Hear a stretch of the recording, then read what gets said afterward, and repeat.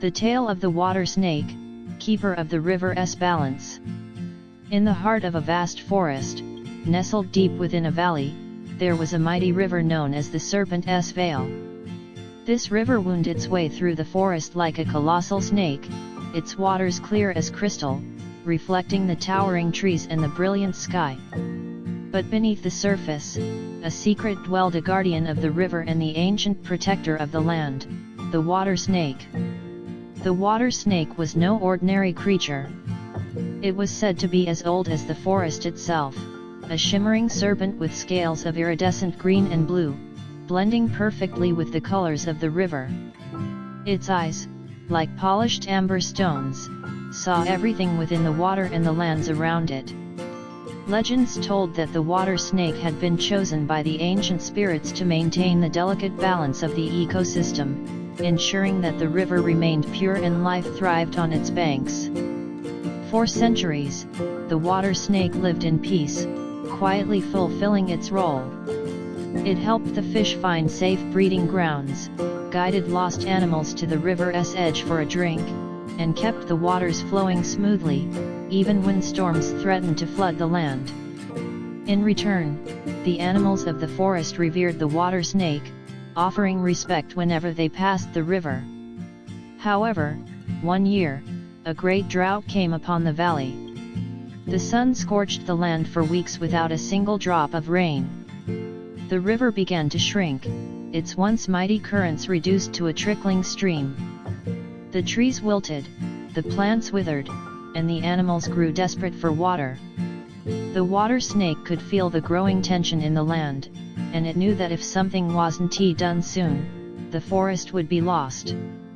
It swam deeper into the river, seeking the counsel of the ancient spirits who had first given it its role. Deep in a hidden grotto, where the river met the roots of the earth, the water snake found the spirits. "We feel the pain of the forest," the spirits said in voices like the rustling of leaves. "But this drought is not of natural origin. Something has disturbed the balance. The river's source has been blocked."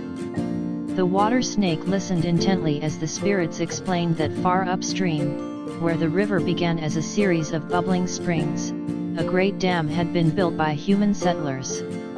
They had come to the forest seeking new land to cultivate and, in their efforts to secure water for their crops, they had unwittingly choked the flow of the river. The balance must be restored, the spirits urged. But beware, water snake. The humans do not understand the ways of the forest. You must find a way to help them see. With a heavy heart, the water snake set out on its journey upstream. It slithered through the shrinking waters, past dying fish and thirsty animals, all the while knowing that time was running out. After days of travel, it finally reached the dam. The human settlers had built a great wall of stone and wood across the river's source, diverting the water into their fields. The water snake watched as the crops flourished while the river withered. The humans seemed unaware of the damage they were causing downstream. That night, under the light of the full moon, the water snake decided to take action.